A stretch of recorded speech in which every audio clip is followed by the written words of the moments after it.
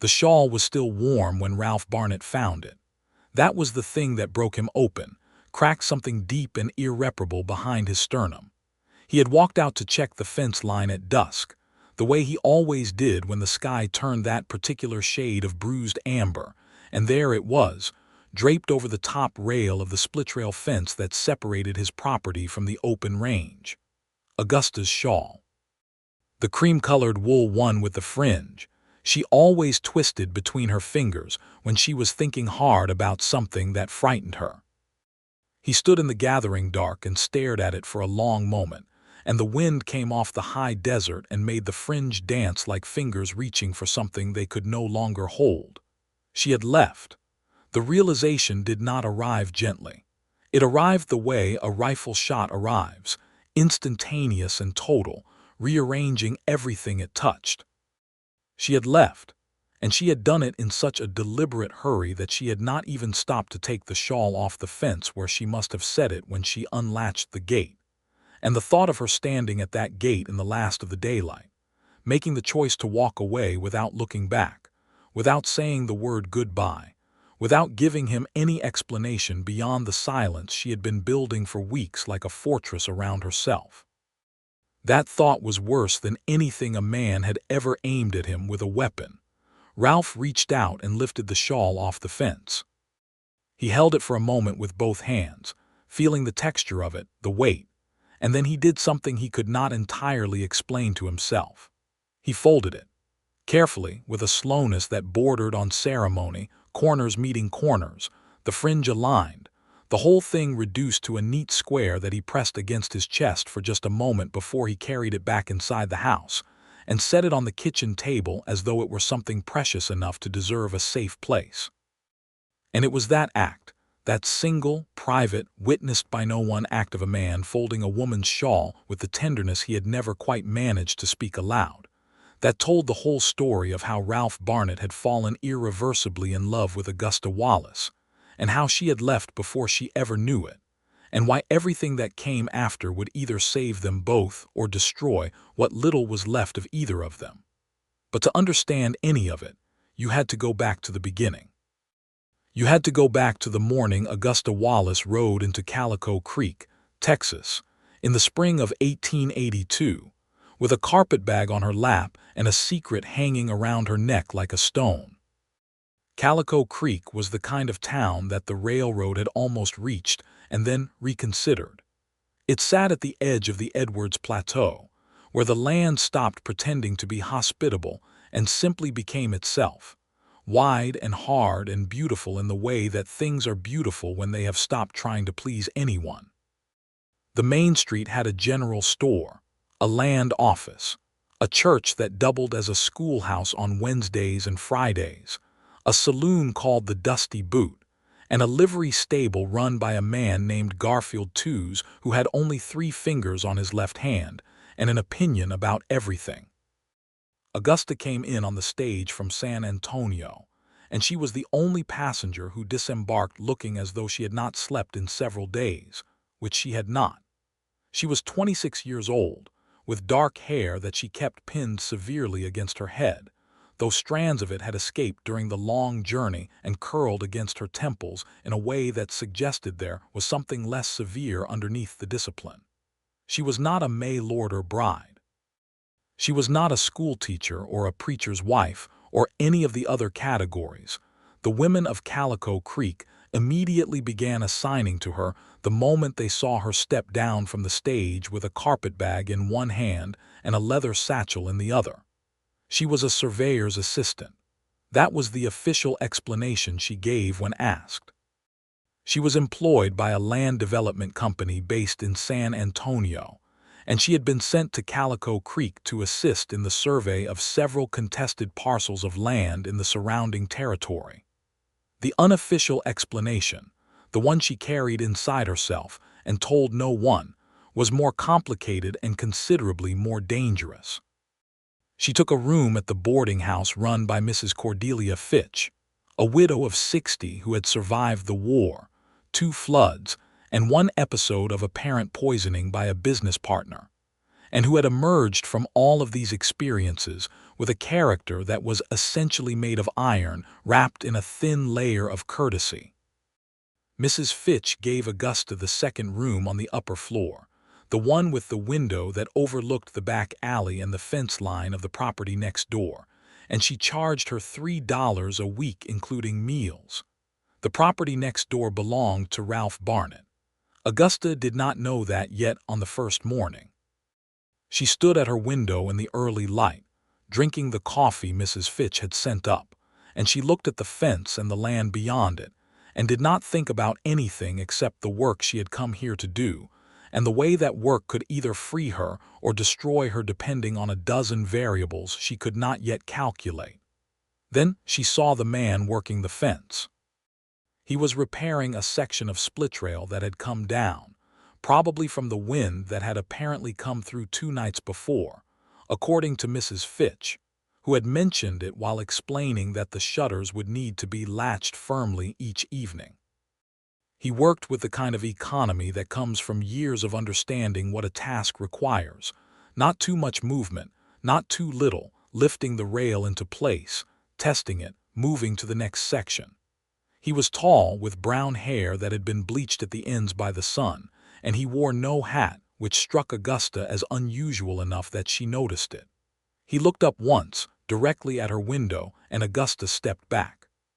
She was not a woman given to self-consciousness, but there had been something in that glance that felt too direct, too immediate, like eye contact made across a crowded room before either party has had time to construct the appropriate social distance. She set down her coffee and went to work. Her work, the official work, involved spending long days out on the contested land parcels with her surveying instruments, taking measurements, recording data in a leather-bound notebook, and mapping the boundaries of properties that several different parties claimed simultaneously. The land disputes in the territory around Calico Creek had been building for nearly 3 years, driven by the twin pressures of the railroad's eventual arrival, now more or less confirmed for some time in 1883, and the discovery of artesian water sources beneath the plateau that made the land considerably more valuable than its surface appearance suggested. The unofficial work was harder to describe, but it was this.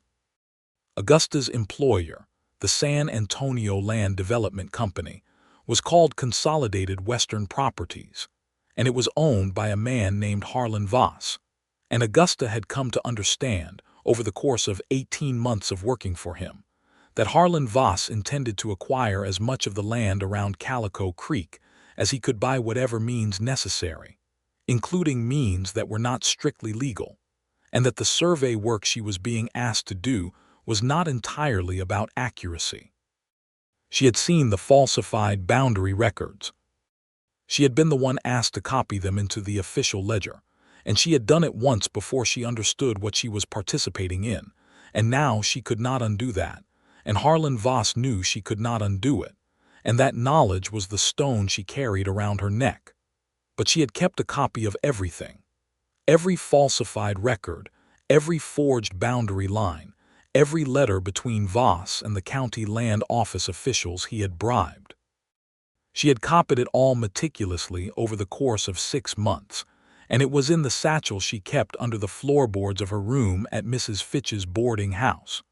Her plan was simple in concept and terrifying in execution. She would complete one final survey of the Calico Creek parcels, and she would do it honestly, recording the true boundaries rather than the false ones Voss wanted, and then she would take her evidence to the Federal Land Office in Austin, and she would burn the whole corrupt enterprise to the ground, and accept whatever consequences came back at her, including the consequences for her own role in it, however unwitting that role had initially been. What she had not planned for was Ralph Barnett. On her 3rd day in Calico Creek, she was measuring a parcel of land that abutted the eastern edge of Ralph's property, and he came out to see what she was doing, which was entirely reasonable since the parcel in question had been claimed by 3 separate parties, and one of them was him. He stood at a respectful distance and watched her work for several minutes before he spoke, which was also unusual enough that she noticed it. Most men who came out to observe her work either began talking immediately, unable to tolerate the silence, or they came close enough to look over her shoulder in a way that was meant to communicate skepticism. Ralph Barnett stood back and watched with what appeared to be genuine curiosity, and when he finally spoke, he said, "You are reading the instrument backward." Augusta straightened up and looked at him. "I am not," she said. "The sight level is calibrated for right-eye use," he said. "You are sighting left. You will get a consistent error of about 1/4 degree in your horizontal measurements." She looked at the instrument for a moment, and then she looked at him, and she adjusted the sight level. "You know surveying," she said. "It was not a question." "Some," he said. "I did some work for the county before I took over this land. Ralph Barnett. Augusta Wallace." He nodded, and she turned back to her work, and he did not linger, which she appreciated. But when she walked back past his fence line an hour later, he was sitting on the porch with a cup of coffee, and he held up the pot in silent offer. And Augusta, who was tired and thirsty and carrying more weight inside herself than she had properly accounted for, stopped walking and accepted. That was how it started. With coffee on a porch and a correction about a sight level, and two people who were each carrying secrets they did not yet trust anyone else to hold. In the weeks that followed, a pattern developed with the quiet inevitability of water finding low ground. Augusta would be working near his property, and Ralph would find some reason to be working near his fence line. They began talking the way strangers talk when they are also testing each other, probing the edges of available territory, learning what causes the other person to go still or look away. Augusta discovered that Ralph had come to Calico Creek 7 years ago from Virginia, that he had fought for the Union in the war despite coming from a Virginia family, which had cost him nearly every relationship he had grown up with, and that he had taken the land here partly because it was as far from all of that as he could get without leaving the country. Ralph discovered that Augusta was careful, methodical, observant, and that there was a tension behind her eyes that was too constant and specific to be mere professional anxiety. He did not ask about it directly. That restraint was one of the first things she genuinely trusted about him. What Ralph felt, building over those early weeks, was something he had almost forgotten the anatomy of. He had been married once, briefly, to a woman named Elise who had died of fever in the winter of 1878, and the grief of that had been so clean and final that he had eventually arrived at a kind of equilibrium with it. The way you arrive at equilibrium with the loss of a limb. You learn to compensate and move forward, and you do not expect the lost thing to return. He had not expected to feel the particular pulling attention, the awareness of another person's presence and absence, the specific desire to make someone laugh, that he began feeling about Augusta Wallace. It frightened him, honestly. Not because it was unwelcome, but because he recognized that whatever Augusta was carrying had the texture of something that could end badly, and he was not certain he had the reserves left to survive another loss of that magnitude. So he proceeded carefully, the way you proceed on uncertain ground, testing each step before committing your weight. Augusta, for her part, was proceeding on a completely different kind of uncertain ground. The letters from Harlan Voss had started arriving at the end of her second week. They came addressed to her in care of the Calico Creek General Store, where Mrs. Fitch collected the boarding house mail each morning, and they were written in the careful, polite language of a man who has unlimited patience for the use of leverage. He inquired about her progress. He suggested a timeline for the completion of the survey. He reminded her, in language that was entirely deniable but absolutely clear, that they had an understanding, and that he trusted she would honor it. She burned each letter after reading it. The problem was that Voss had also sent a man to Calico Creek. His name was Declan Prout, and he arrived at the end of Augusta's third week and took a room at the saloon and told people he was a land speculator, which was true in the way that a wolf calling itself a dog is technically true. He was a tall man with a long face and pale eyes that moved constantly, assessing everything, and Augusta recognized him immediately because she had seen him in Voss's San Antonio office, and she knew what he was there for. He was there to watch her, to make sure she delivered what Voss wanted. She did not tell Ralph any of this. She had no right to bring her dark past into the life of a man who had already suffered enough. But the deception was wearing on her in a way that she had not anticipated, because Ralph was not the kind of person who was easy to deceive, not because he was suspicious, but because he paid attention in that specific, careful way of his that made her feel simultaneously seen and terrified. There was an evening at the end of April when they had ended up sitting on the flat rock above the creek, watching the sun go down, and Ralph had said, without looking at her, "Whatever it is you are carrying, Augusta, I want you to know you do not have to carry it alone. That is all I am going to say about it." And she had sat with that for a long moment, feeling the warmth of it and the impossibility of it in equal measure, and she had said, "That is very kind of you, Ralph," in a voice that was steadier than anything she felt, and he had nodded and not pushed further, and they had sat in the last of the light until the stars began to come out, and she had been aware, with the precision of someone cataloging a source of pain, that she was falling in love with him, and that it was the worst possible timing in the world. The crisis, when it came, arrived on a Tuesday in May. Augusta had been in the field all day, surveying the last and most contested parcel of the Calico Creek territory, a stretch of land along the creek bend that sat on top of the most significant of the artesian water sources, and that Voss wanted most desperately. She had done the survey honestly, recording the true boundaries, which established clearly that the land belonged to a family named Orchard who had held it since 1869, and whose claim was legitimate and clean. This was not what Voss wanted. This was, in fact, the direct opposite of what Voss wanted. She came home to Mrs. Fitch's in the late afternoon and found Declan Prout waiting on the front porch. She stopped at the bottom of the steps and looked at him, and the way he was sitting, relaxed and certain, told her that whatever was about to happen had already been decided somewhere she had no access to. "Miss Wallace," he said pleasantly, "Mr. Voss would like you to know that he has reviewed your most recent reports and finds them incomplete." "My reports are accurate," Augusta said. "That is a matter of interpretation," Prout said. "Mr. Voss would like you to revise the boundary measurements for the creek parcel." "The creek parcel belongs to the Orchard family," Augusta said. "The measurements reflect the legal boundary established by the original land grant." Prout smiled, and it was the kind of smile that lives in cold places. "Mr. Voss is aware of your personal filing situation," he said. "With regard to the San Antonio records, he asks that you remember that when you are deciding how to characterize your findings." The threat was perfectly clear. If she did not falsify the survey to give Voss the creek parcel, he would produce her signature on the falsified records she had copied into the ledger 18 months ago, and he would let the law draw whatever conclusions it chose to draw about her involvement.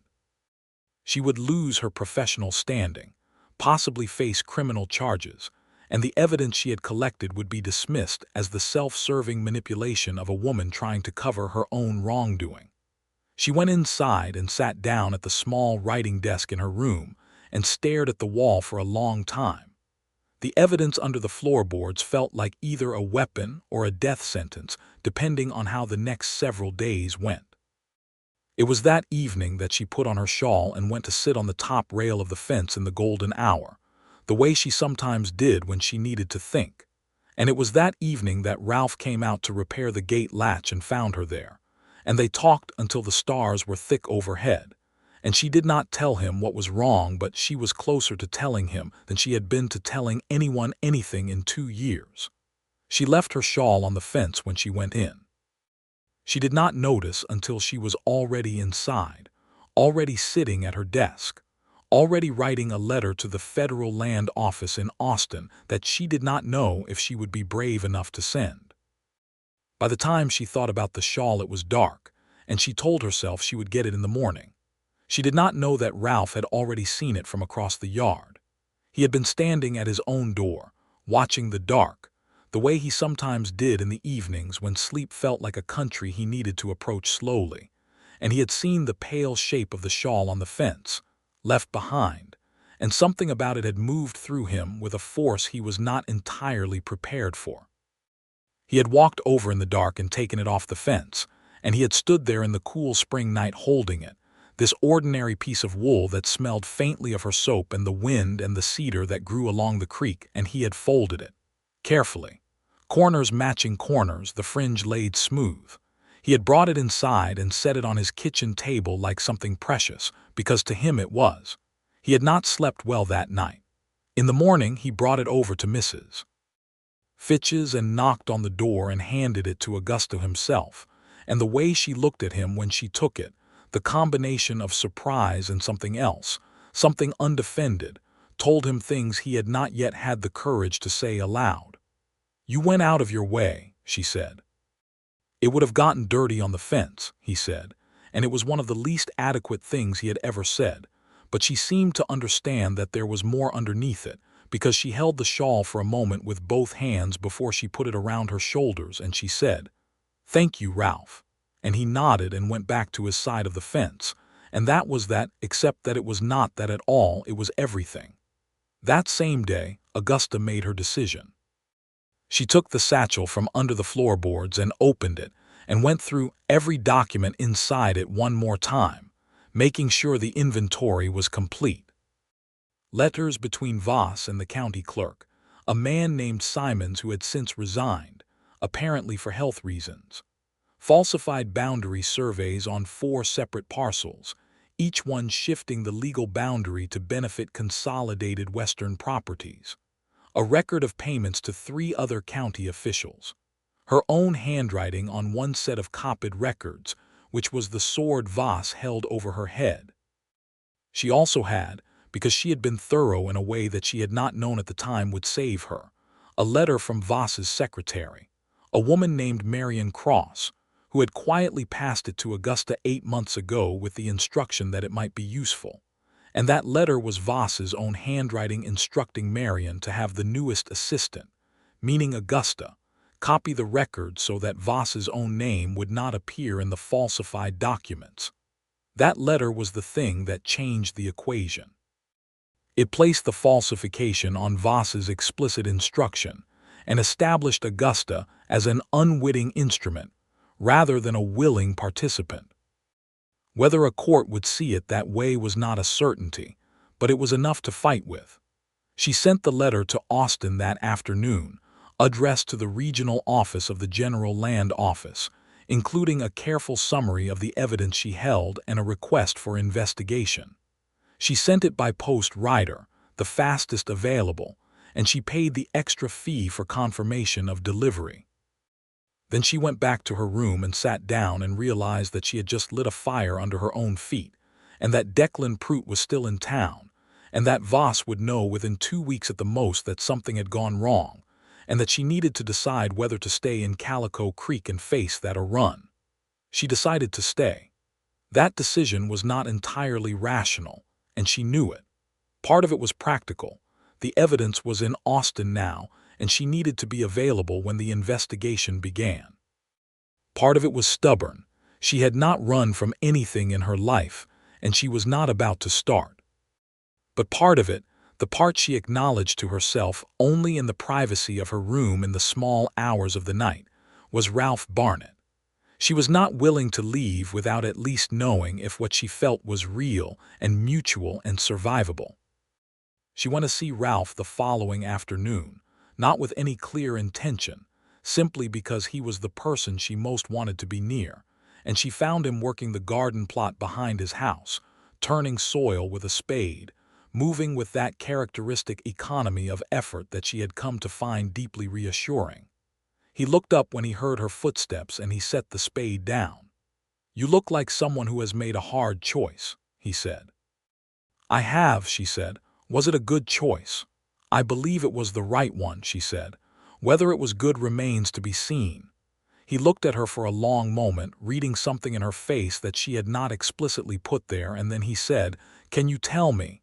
She had not planned to tell him, but she did. She sat down on the bench by the garden wall, and she told him almost everything, not the intimate personal details of her fear, but the facts of Voss and the falsified records and Pruett's presence in town and the letter to Austin. She told it clearly and without drama, the way she would have presented findings to a committee, and when she finished, Ralph sat down beside her on the bench and was quiet for a moment. "This man Pruett," he said, "how much of a physical threat is he?" "He has not made direct threats," Augusta said, "but he is not here because Voss trusts gentle persuasion to be sufficient." Ralph nodded slowly. "I have a friend in the county sheriff's office," he said, "a man named Dawes. He is not corrupt. I would stake considerable things on that. I think you should speak to him." "I am afraid that speaking to the local law before Austin responds will only alert Voss that I have acted," Augusta said. "Dawes is discreet," Ralph said, "and if Pruett decides to escalate before Austin moves, you need someone local who knows what is happening." She considered this. It was sound reasoning. "Would you come with me?" she asked, and then felt immediately that the question revealed more than she intended. Ralph looked at her, and there was something in his expression that was not quite a smile but was in the same country as one. "Yes," he said simply, and that was all. They went to see Sheriff's Deputy Morris Dawes the following morning, and Ralph's assessment was accurate. Dawes was a careful man of 42 who had come to the territory from Ohio, and who took the law with a seriousness that was almost philosophical. He listened to Augusta's account without interruption, asked 3 precise clarifying questions, and then said that he would make himself aware of Mr. Pruett's activities in town, and would position himself in a way that would discourage any actions that were inconsistent with Pruett's stated occupation as a land speculator. It was the most diplomatic way Augusta had ever heard anyone describe watching a man. In the days that followed, an uneasy equilibrium settled over Calico Creek. Pruett stayed at the saloon and watched Augusta, and did nothing overtly threatening. Augusta worked and waited and wrote careful, detailed progress notes in her ledger that she kept separate from her official survey documents. And Ralph and Augusta found themselves spending more and more time in each other's company, with a naturalness that had stopped requiring pretense. He brought her coffee in the mornings when she was working near his fence line, and she began bringing him the occasional newspaper from the general store when she passed it, knowing he liked to read. They fell into the habit of walking together in the evenings, along the creek or up toward the flat rock, talking about anything and everything except the 2 largest things between them, which were the danger she was in, and the feeling that had been building between them with the slow certainty of weather changing. It was on one of these evenings, at the end of the 2nd week of May, that Ralph said the thing he had been moving toward for some time. They were sitting on the flat rock, and the sky had gone the deep blue that comes just before the stars appear, and Augusta had her shawl around her shoulders and was watching the last of the light over the plateau, and Ralph said, "I need to tell you something, Augusta." She turned to look at him, and his expression was serious in a way that was different from his usual seriousness, more exposed. "I know that your situation here is uncertain," he said, "and I know that whatever comes next with Voss and Austin is going to require you to make decisions about where you go and what you do, and I do not want to complicate that. But I think you should know that I would not want you to leave. I think you should know that what I feel for you is not something I anticipated or something I take lightly. I have been alone for long enough to know the difference between company and companionship, and what this is between us is the second kind, and it is the rarest thing I have encountered in my life." Augusta was quiet for a long moment. She was constructing defenses. She could feel herself doing it, the familiar architecture of self-protection going up brick by brick, and then she stopped. She stopped because she was sitting next to a man who had folded her shawl in the dark as though it were something precious and carried it inside his house, and then given it back to her in the morning with no expectation of anything in return, and who had stood next to her at the surveyor's instrument and corrected her sight line without condescension. and who had sat with her for 2 weeks with the knowledge of danger around her, and had not once treated her as though she needed to be protected from information or decisions. "Ralph," she said, and her voice was not as steady as she would have liked it to be, "I think you should know that I came here carrying a dark past that I was not certain I would ever be free of, and I thought the most I could hope for from this place was to do the right thing and get out intact. And then I met you, and I have been trying very hard not to want things I was afraid I did not deserve." He reached over and took her hand carefully, the way he did everything, and she turned her hand over and held his back, and the stars began to come out one by one above the plateau. "You deserve things," he said very quietly. "You deserve considerable things."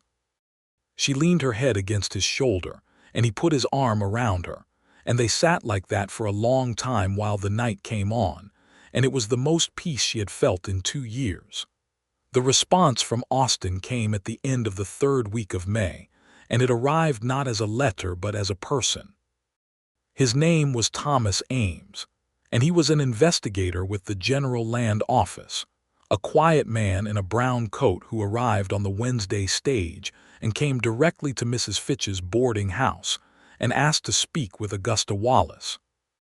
Augusta sat across from him at the small table in the boarding house parlor and watched his face while he read through the inventory she had prepared, and what she saw there was the careful, controlled expression of a man who already knew more than he was showing. "Your evidence is consistent with information we have been developing independently," Ames said, when he had finished reading.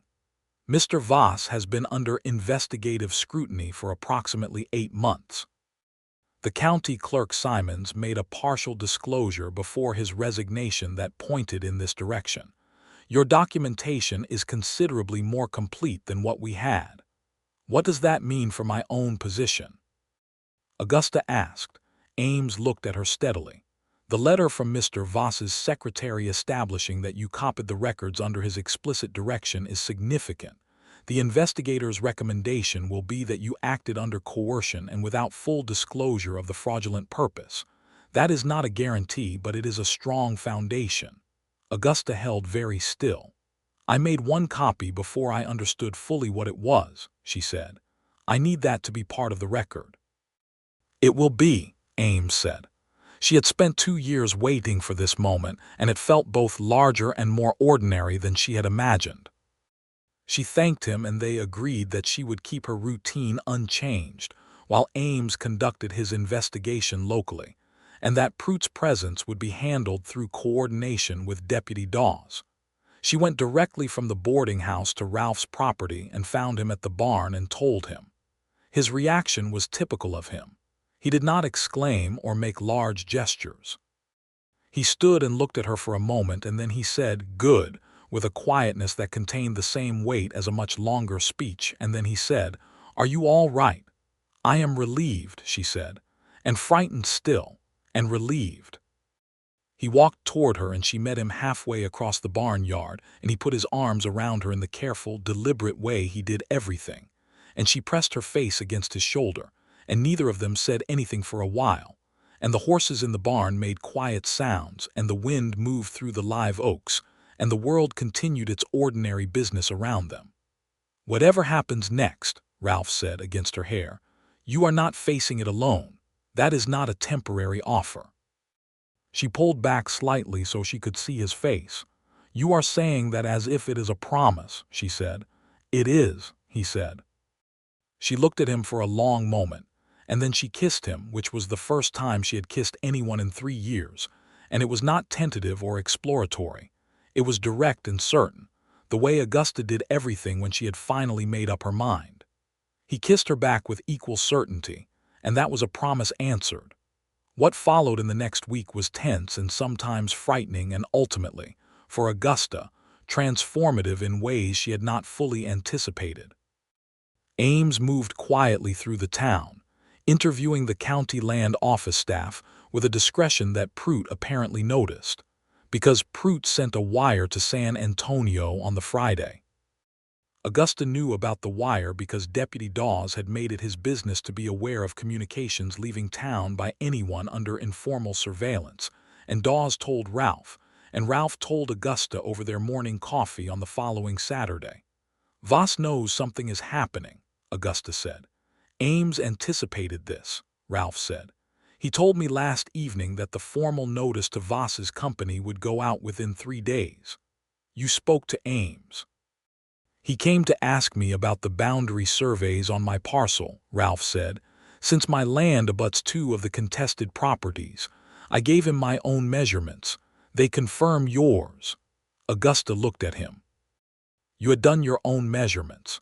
"A man likes to know what he owns," Ralph said simply, but she could see the intent behind it, the careful, steady way he had of making himself useful without announcing that he was doing it, and she felt something expand in her chest that she was still learning to name without flinching from it. Prout made his move on the Sunday. He came to the boarding house in the early afternoon, when Mrs. Fitch was at the church for the Sunday social, and he was not alone. He had brought with him a man from the saloon, a broad, unhappy-looking person whose name Augusta did not know, and they stood in the boarding-house parlor while Augusta stood at the foot of the stairs and looked at them both with a steadiness she did not entirely feel. "Miss Wallace," Prout said, "we have come to discuss a revision of your most recent survey documents. Mr. Voss requires the corrected versions before Tuesday." "There are no corrections required," Augusta said. "The documents are accurate." "That is a costly position," Prout said, and the unhappy man behind him shifted his weight in a way that was meant to be communicative. Augusta heard the back door open, and she did not break eye contact with Prout. She had sent word to Ralph that morning, not because she had expected this specifically, but because the Friday wire had made her uneasy enough that she had wanted him to know she would be alone at the boarding house in the afternoon. Ralph came through the boarding house kitchen and into the parlor and stood beside Augusta, and Deputy Dawes came through the front door at almost the same moment, because Ralph had apparently stopped at Dawes' house on his way, and the parlor, which had just been a threatening space, became something considerably more complicated for Prout. Dawes looked at Prout and his companion with the placid, absolute confidence of a man who is exactly where the law intends him to be. "Gentlemen," he said, "I think we need to have a conversation about the nature of this visit." Prout looked at Ralph and then at Dawes, and Augusta watched the calculation happen behind his pale eyes. He was deciding what Voss would want, weighing exposure against potential gain, and she could see the moment when he arrived at the conclusion that the ground had shifted irrevocably beneath this particular enterprise. "We were just leaving," Prout said. "I think that is an excellent idea," Dawes said. Prout left. His companion left. Dawes stayed for a cup of coffee that Mrs. Fitch made when she returned, surprised to find her parlor occupied by what she described as a small committee of serious-looking people. Ralph stayed as well, and Augusta sat across from him at Mrs. Fitch's kitchen table and let the adrenaline work its way out of her slowly, and Ralph put his hand over hers on the table and left it there, and Mrs. Fitch, who was no fool and had not survived everything she had survived by missing things that were obvious, smiled into her coffee cup. On Monday, the formal investigation of Consolidated Western Properties commenced officially. Prout left Calico Creek on the morning stage. The county land office was notified of the freeze on all pending boundary transactions in the affected parcels, and Thomas Ames sent a message to Augusta through Mrs. Fitch that his preliminary report to the Austin office had characterized her role as that of an unwitting participant who had subsequently acted with considerable courage to expose the fraud. That word, courage, made her laugh quietly in a way that had tears in it, because she had spent 18 months being terrified and she had not felt courageous. She had felt trapped and desperate and alone, and it was strange to have someone else name it differently. Ralph was at the fence when she came out to read the letter, and she read it to him, standing in the warm morning sun with the flat rock visible in the distance and the creek catching light below them. When she finished, he said, "I think Ames has it right. I think I was more frightened than brave, she said. Those are frequently the same thing, Ralph said. She looked at him for a moment. What am I going to do, she said, with a man who is consistently correct about important things? I have several proposals, he said, and there was the note in his voice that she had come to love, the dry edge of humor that lived just underneath the seriousness, and she laughed, and it was a real laugh, unburdened, the first one in a long time that did not have anything underneath it except itself. June came in with a heat that settled over the plateau like something permanent. Augusta remained in Calico Creek, officially to be available for the ongoing investigation, but honestly because leaving had stopped being a possibility she could seriously consider. She had written to the San Antonio land development firm to formally resign her position, a letter that was precise and detailed about her reasons, and that she had shown to Ames before sending, and she had begun looking at the Calico Creek territory with eyes that were no longer measuring it for someone else's profit.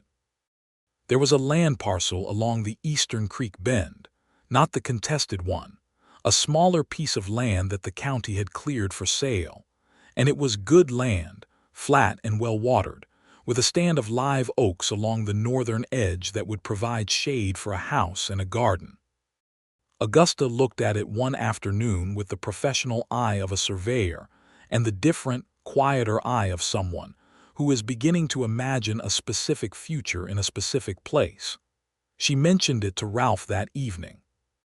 They were sitting on his porch after dinner because they had fallen into the habit of sharing the evening meal, sometimes at Mrs. Fitch's boarding house and sometimes at Ralph's table, and the dinners at Ralph's table had become the ones Augusta looked forward to more, for reasons she no longer tried to disguise from herself. "The Eastern Creek parcel," Ralph said when she described it. "I know it. It had a claim on it until about 2 years ago from a family that moved on to the Panhandle. It has been available since. I have been thinking about staying," Augusta said, "not as a surveyor for hire, as something else. I have enough savings to begin a small holding." Ralph set down his coffee cup. He looked at her with the focused attention that she had learned meant he was choosing his words carefully because they mattered. "Augusta," he said, "I would like very much to say something, and I would ask you to let me finish before you respond." She turned to face him fully and nodded. "I have been thinking about this land," he said, "and about you, and about the last 2 months, which have been the most alive I have felt in years. I would like to ask whether you might consider not buying that creek parcel as a separate holding, but instead joining it with this land as part of a shared future. I am asking whether you would consider marrying me. I am asking clearly and without any ambiguity because you are a woman who deserves clarity, and I have been working toward this question for some time." Augusta was quiet for several seconds. "Ralph," she said. "You said you would let me finish," he said, and there was the humor again, the quiet warmth of it. "You did finish," she said. "I did," he said. "So now you may respond."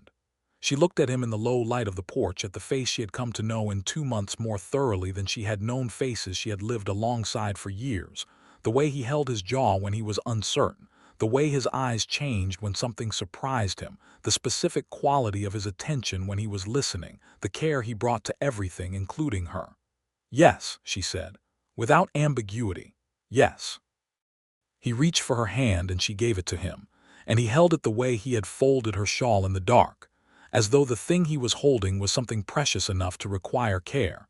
And she felt, sitting on that porch in the warm Texas evening, that she had arrived somewhere she had not known she was traveling toward. They were married in September of 1882 in the Calico Creek Church, which was also the schoolhouse on Wednesdays and Fridays. The ceremony was performed by Reverend Harold Gable, who had a tendency to speak at length but who Calico Creek had decided to keep anyway because he was otherwise reliable. Mrs. Fitch sat in the front row and wore her good black dress and pressed her lips together in the way that on her face was the equivalent of weeping. Deputy Morris Dawes served as one of the witnesses. Thomas Ames had returned to Austin by then, but he had sent a letter of congratulations that Augusta read aloud to Ralph at breakfast, and that made Ralph smile in the private, complete way he had when something touched him. Augusta wore a dress of blue-gray wool that she had made in San Antonio before the ceremony, a trip she had made with Mrs. Fitch, who had insisted on coming, and who had opinions about fabric that were elaborate and ultimately correct. She carried no flowers, which was her preference, and she wore her cream shawl over her shoulders for the walk from the boarding house to the church because the September morning was cool, and she left it with Mrs. Fitch when she went inside, folded over the back of the pew with the fringe laid smooth, and Mrs. Fitch touched it once with a kind of reverence that made perfect sense to anyone who knew the history. Ralph, standing at the front of the church watching her come down the aisle, saw the shawl on the pew and felt something move through him that he had no word for, except that it was the full resolution of everything he had felt on that spring evening when he had lifted it from the fence in the dark and understood, in the way that the body understands things before the mind has caught up, that he would do anything necessary to earn the right to be the person who took care of the things she left behind. The ceremony was mercifully shorter than Reverend Gable's typical output, owing apparently to an agreement Ralph had negotiated in advance, and when it was done and they were standing outside in the September sun with the dust of the main street moving past them and the congratulations of the assembled Calico Creek residents washing over them, Augusta turned to Ralph and said, quietly, for just the two of them, "Well, Mr. Barnett." "Well, Mrs. Barnett," he said.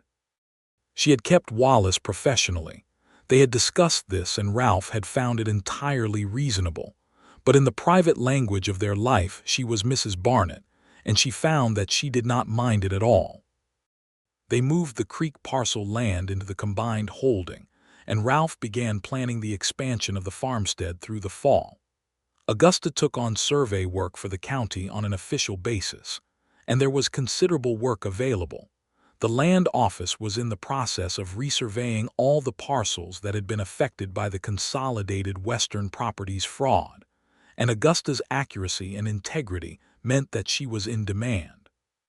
She found the work satisfying in a way it had not been when it served someone else's hidden agenda, the clean satisfaction of measuring what was true and recording it faithfully.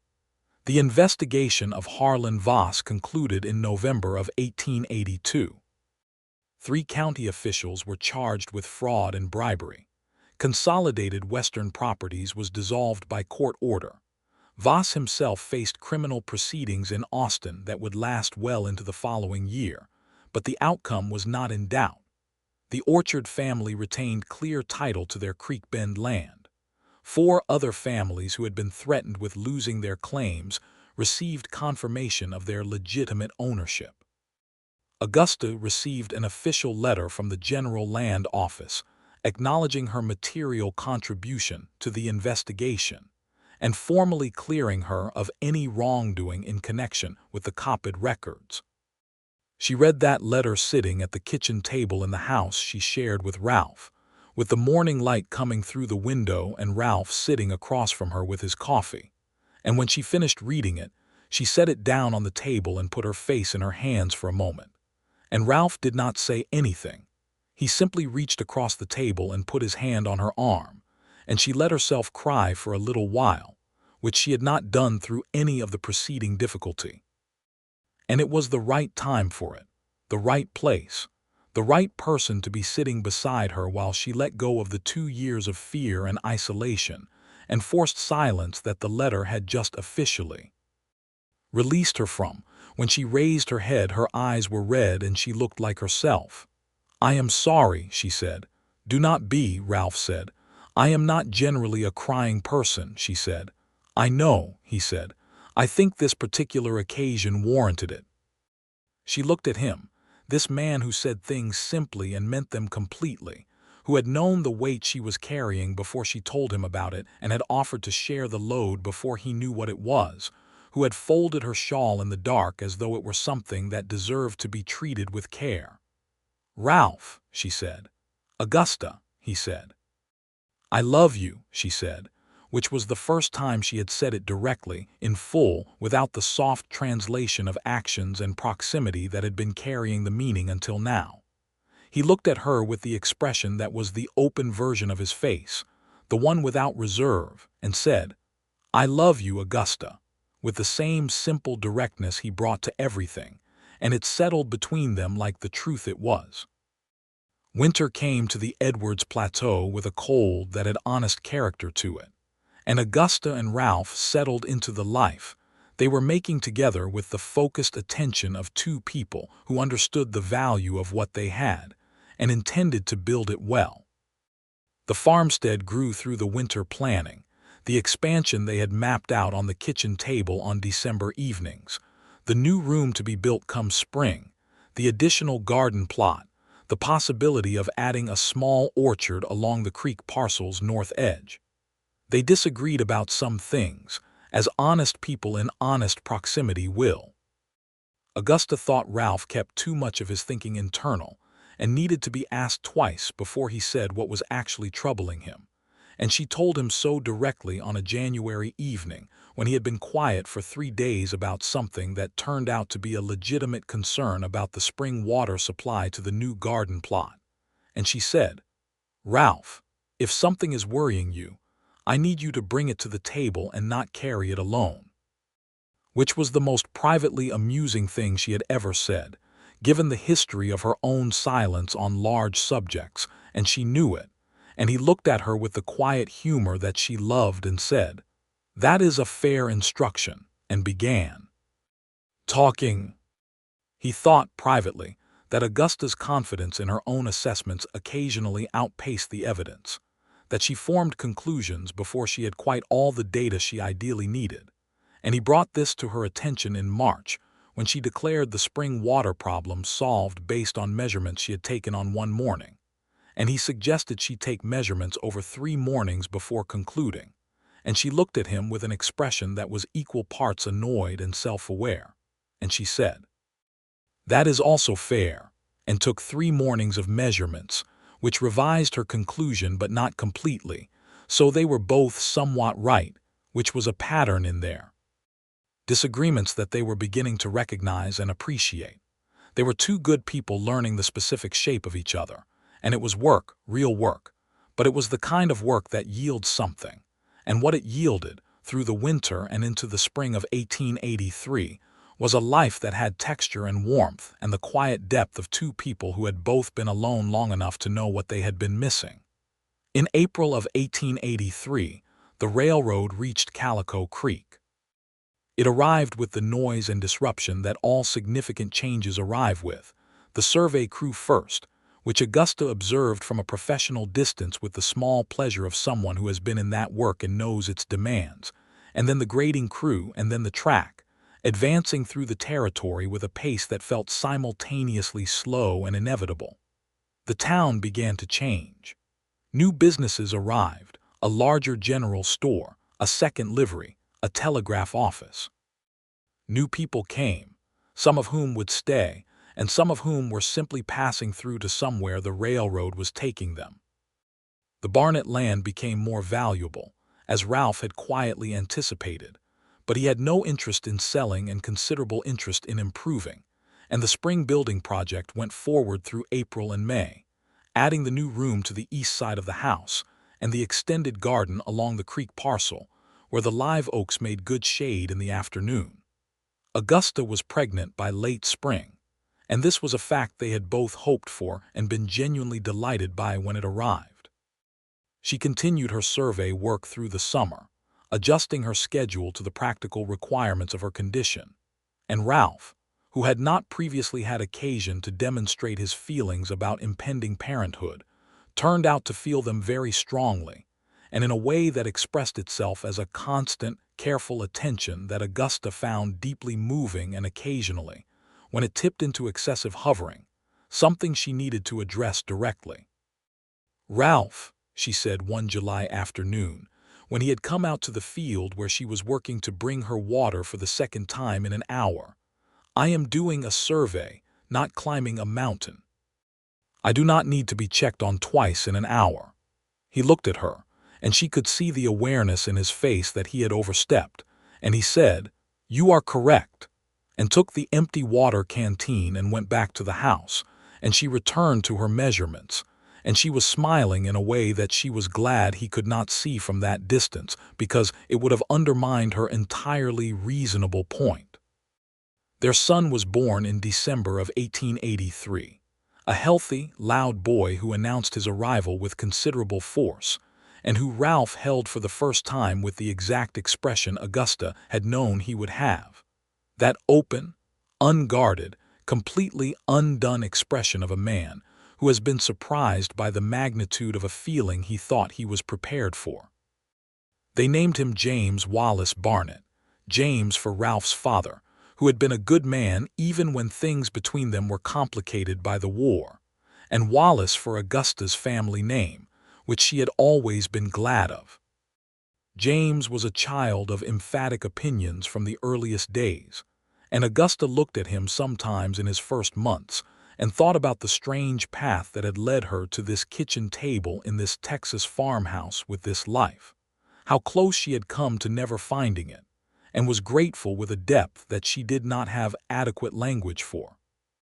By the spring of 1884, Calico Creek had a telegraph office, a proper school building separate from the church, a new deputy in addition to Dawes, and a reputation in the territory as a settled, reliable town with good water and honest land records, the last of which Augusta took a quiet professional pride in. She had expanded her survey work to include the new parcels that the railroad development was requiring, and her reputation for accuracy and integrity had spread sufficiently that she received commissions from 2 adjacent counties. Deputy Morris Dawes was married in the spring of 1884 to a woman named Grace who had come from Kansas City with her brother, who was opening a pharmacy. Augusta and Ralph attended the wedding, and Augusta held James on her hip through the ceremony, and Ralph stood beside her. And Dawes, standing at the front of the church making his promises to Grace, caught Ralph's eye at one point and nodded, a small, private acknowledgement of something that neither of them needed to articulate, which was the fact that none of the good things currently assembled in this church would have been possible without a chain of events that had begun with Augusta Wallace arriving on the San Antonio stage with a secret in her satchel and a shawl that she would one day leave on a fence at dusk. Mrs. Cordelia Fitch remained the owner and operator of the Calico Creek boarding house, and she remained as reliable and iron-charactered as she had always been. And Augusta visited her on Sunday afternoons regularly and considered her, without ever saying so in quite those words, one of the most important people in her life. Mrs. Fitch, for her part, had opinions about child-rearing that she offered freely, and that Augusta accepted or declined based on their merit, and this was an arrangement that worked well for both of them. James learned to walk in the spring of 1884, pulling himself up on the fence rail that separated the Barnett property from Mrs. Fitch's boarding house side yard, the same fence rail where a cream shawl had once hung in the dusk, while 2 people who did not yet know what they were to each other were learning the shape of each other's silences. Ralph watched his son standing at the fence, holding the rail with both hands and looking out at the open land with the particular expression of someone who has just discovered that the world extends considerably further than previously suspected. And he thought about the evening he had walked out to that fence and lifted the shawl from it in the dark, and the strange, total certainty that had moved through him as he folded it and carried it inside. He did not think of himself as a man given to symbolic thinking, but he understood that the shawl had been a turning point, not because it contained any magic, but because in that moment of quiet, private care, he had acknowledged to himself something he had been circling for weeks, that Augusta Wallace had come to matter to him in the deepest and most irreversible way, and that the rest of his life, whatever it held, was going to be shaped by that fact.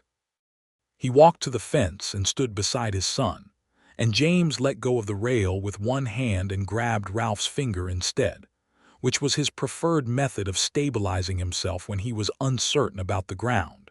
And Ralph held his son's hand and looked out at the land and felt the full, specific, unhurried weight of a life that had become what it was supposed to be. Augusta came out of the house behind them and walked across the yard, and she stood on Ralph's other side and looked at their son examining the world from the fence rail. And Ralph put his arm around her and she leaned into him, and neither of them said anything for a moment because there was nothing necessary to add to what the moment already contained. "He is going to want to climb it," Augusta said. "Inevitably," Ralph said. "He has your approach to physical tasks," Augusta said. "He looks at things for a long time before he commits. That has generally served me well," Ralph said. She tilted her head up to look at him, and he looked back at her, and between them was the entirety of the last 2 years, the fear and the courage and the slow, difficult, extraordinary work of learning to trust someone fully, and the specific, ordinary morning they were currently standing in, and the future that stretched ahead of them, unmeasured and promising. "It served you very well," Augusta agreed. He kissed her temple, and James, satisfied with his inspection of the fence, turned his attention to a beetle making its way through the grass at his feet. And the morning continued, and the land lay open and honest around them, and the fence stood where it had always stood, a simple division of space in the wild country of the Edwards Plateau, now as familiar as the interior of a home. In the autumn of 1884, Calico Creek held its first proper county fair, organized largely by Grace Dawes and Mrs. Fitch with an organizational ferocity that impressed and slightly frightened everyone involved. Augusta entered her survey maps in the technical exhibition, which was a category Mrs. Fitch had insisted on including, and they were awarded a blue ribbon that James took a great interest in and was only persuaded to release with some difficulty. Ralph entered a colt he had raised from the previous winter in the livestock exhibition, and received an honorable mention that he was more pleased about than he admitted. And Augusta knew he was pleased because she knew his face now in all its weather, knew the specific quality of the controlled expression that meant something had touched him, and she caught his eye across the exhibition grounds, and the look that passed between them was of the kind that belongs only to people who have learned each other's private languages. The Harlan Voss case concluded formally in early 1885 with a verdict that included a significant term of imprisonment and the permanent dissolution of Consolidated Western Properties. The land parcels returned to their legitimate owners. The county land office was restaffed and placed under a new oversight structure, partly designed on recommendations from Thomas Ames's report, which had cited Augusta's evidence work as exemplary. Augusta received a letter from Ames informing her of the final verdict, and she read it at breakfast, and Ralph watched her face as she read it and saw the last of the held breath, the 2-year tension that had lived at the very base of everything finally, completely release. She folded the letter and set it down. "It is done," she said. "It is done," Ralph said. She looked at him. "I never adequately thanked you," she said. "You married me," he said. "I consider that thorough." She laughed, and it was the full laugh, the unburdened one, and James, sitting in his chair with his breakfast, looked at his mother laughing and began to laugh as well in the way of small children who do not know why something is funny but are certain that it is, and the kitchen was full of light and the sound of it. Augusta was pregnant again by the spring of 1885, and she carried this second pregnancy with the greater ease that comes from familiarity, adjusting her work schedule without drama and noting, with the characteristically Augusta approach of cataloging things accurately, that she was more tired than the first time in the early months and considerably less uncertain about all of it in ways that made the tiredness easier to manage. The second child came in November of 1885, a girl this time, born on a Tuesday morning when the live oaks along the creek parcel had gone the color of old brass, and the air had the cool mineral smell that the plateau has in late autumn. They named her Clara Elise Barnett, Clara for Augusta's mother, who had been gone for 8 years but who Augusta carried in certain gestures and the line of her jaw, and Elise for Ralph's first wife, whom Ralph had loved and lost and who deserved to be remembered as something other than a wound. Augusta had asked about the middle name. She had asked directly and with full consideration of whether it would be welcome, and Ralph had been quiet for a long moment after she suggested it, the long silence that meant he was feeling something too large to translate immediately. And then he had said, "Yes," in the voice that was lower than his regular voice, and she had nodded and taken his hand, and that had been the full conversation, and it had said everything. Clara was a quieter child than James, more observant, more content with her own company in the way that some children simply are, and she had Ralph's eyes and Augusta's stubbornness, and was generally manageable and intermittently impossible in the specific combination that the people who loved her found entirely charming. The farmstead by the end of 1885 had become what Ralph had been planning toward from the beginning, a working property with good land and good water, and a house that had been built and rebuilt and expanded with the incremental care of someone who intends to stay.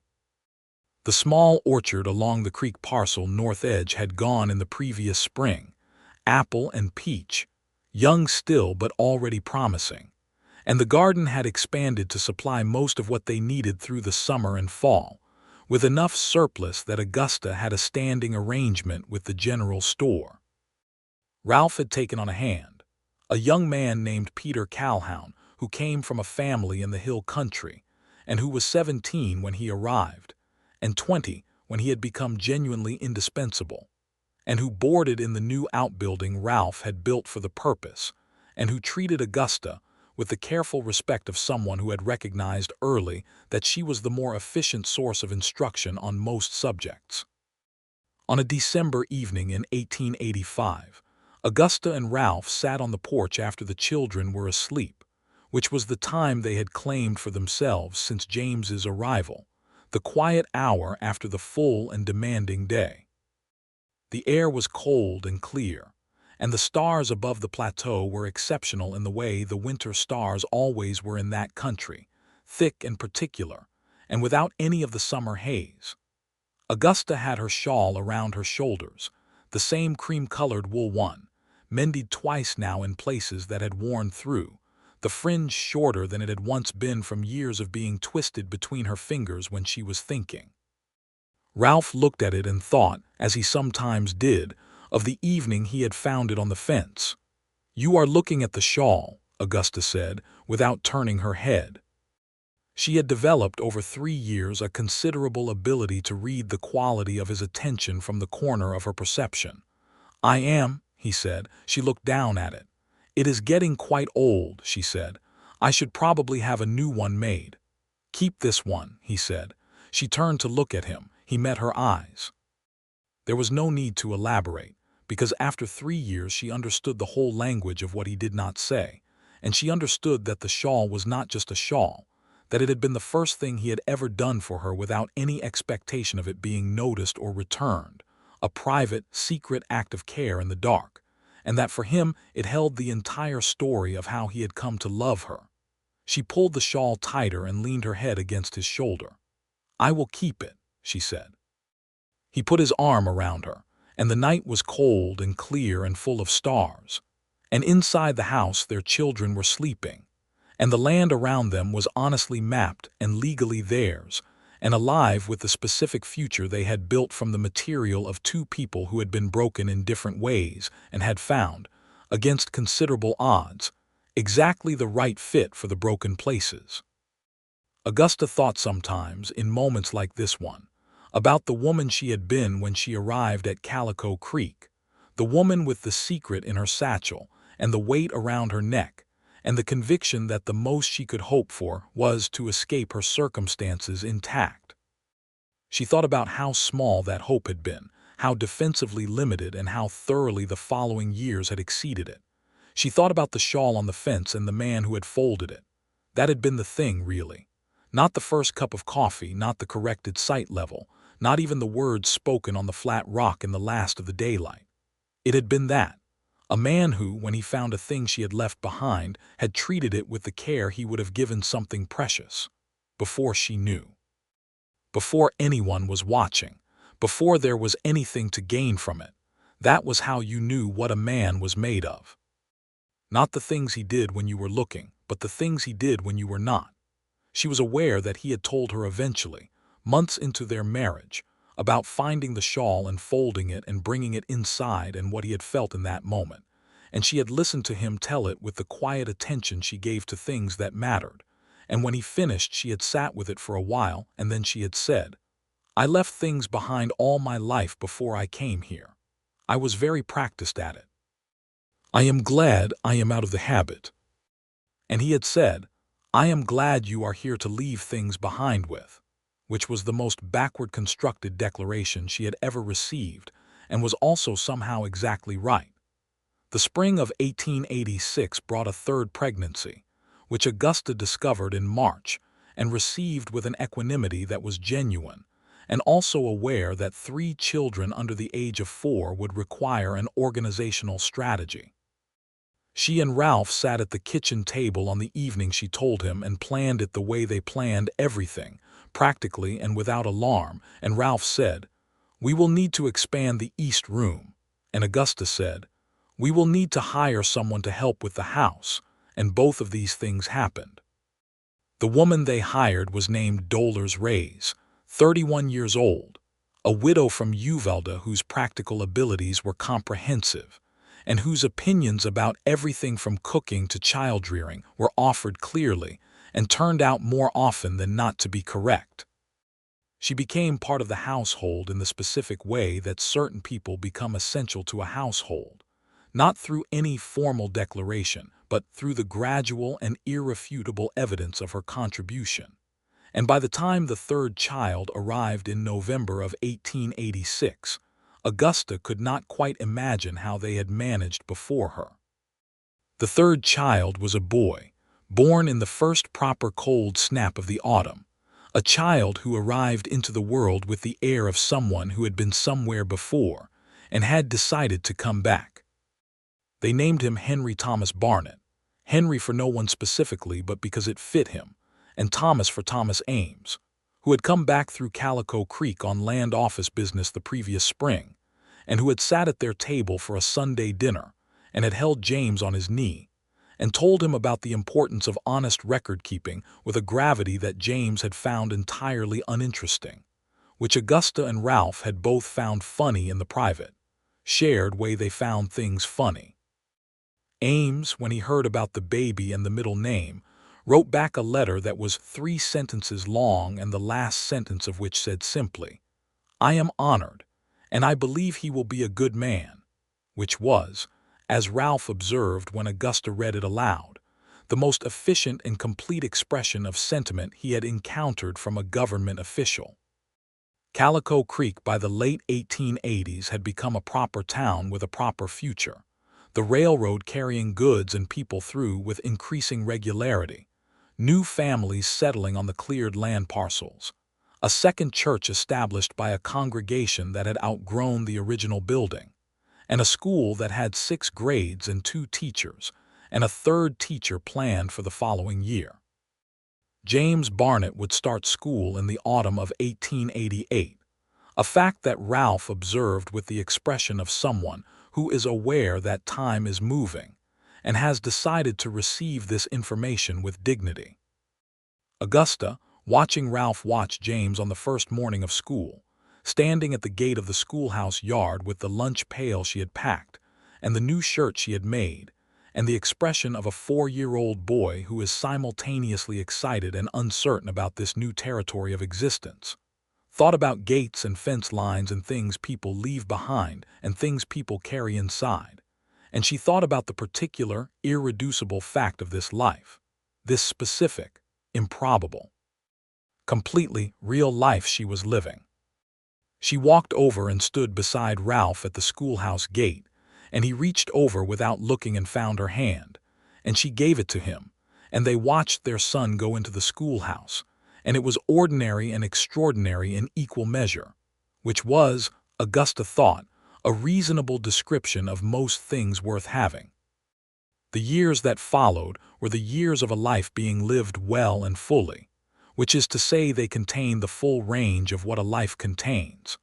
The good harvests and the difficult ones, the illnesses that frightened and the recoveries that relieved, the quiet evenings and the loud mornings, the children growing into themselves at a pace that was always somehow faster than expected. James grew into a boy with Ralph's methodical attention and Augusta's directness, a combination that would serve him well for the rest of his life, though it occasionally made him difficult to argue with. Clara grew into a girl with Augusta's professional precision and her own specific, unclassifiable quality of observation, a child who noticed things that adults had stopped noticing. Henry grew into a boy who had the confident cheerfulness of someone who had decided early that the world was generally interesting and ought to be engaged with accordingly. Ralph and Augusta grew too, in the way that people grow who are genuinely building something together, accumulating not just years but depth, the specific depth that comes from having been through things with someone and found them reliable, from having disagreed and resolved it, from having been afraid and been steadied, from having been known, really known in the full, undefended sense, by another person. On a spring evening in 1889, they sat on the porch in the warm air with the sound of the children's voices coming from somewhere in the yard, and the creek audible below the property, and the sky doing something magnificent with the last of the light, which it did frequently over the plateau, as though to remind anyone watching that the world had not run out of beauty. Augusta had her shawl, the old one, around her shoulders. It was considerably more repaired than it had once been, the fringe shorter still, the fabric soft from years of use, and it was, objectively speaking, past the point where most people would have kept wearing it. Ralph looked at it, and Augusta, who knew him now the way she knew the surveying instruments she had used for years, precisely and with complete familiarity, said, "I know what you are thinking." "Do you?" he said. "You are thinking about the fence," she said. He was quiet for a moment. "I think about it sometimes," he said. "So do I," she said. She looked at the shawl on her shoulders, at the wool gone soft and the mended places and the shorter fringe. "It is a good thing, that fence. And whoever thought to repair it that particular evening? The rail had come loose in the wind," he said. "Yes," she said, "and you came out to fix it." "It needed fixing," he said. She looked at him, and he looked at her, and the whole story of them was in that exchange, in the simplicity of it. Two people who had come to the same fence from different directions, one of them carrying hidden danger and a dark past and the terrifying possibility of freedom, and one of them carrying grief and solitude and the careful, patient heart of a man who had not expected to find something worth tending at the property line on an ordinary evening. "Ralph," she said. "Augusta," he said. "It was the shawl," she said. "For me, that was when I knew, when you brought it back the next morning and you had folded it, like it mattered." He looked at her for a long moment. "It did matter," he said. "It still does." She reached over and put her hand on his, and he turned his hand over and held hers, and the evening came down around them, and the children's voices floated up from the yard, and somewhere along the creek the frogs had begun their evening conversation, and the porch was warm and familiar, and Augusta sat beside the man who had folded her shawl in the dark and knew, with the same precision she brought to all her measurements, that she was exactly where she was supposed to be. It was a good life. It was the life that had been waiting on the other side of the fear, the life that required her to stop running and tell the truth and stand still long enough for something real to find her. She had done those things, imperfectly and at great cost, and they had brought her here to this porch, to this man, to these children, to this honest piece of land under these extraordinary stars. She had left her shawl on the fence on a spring evening in 1882, and a man had brought it inside, folded like something precious. And everything had followed from that.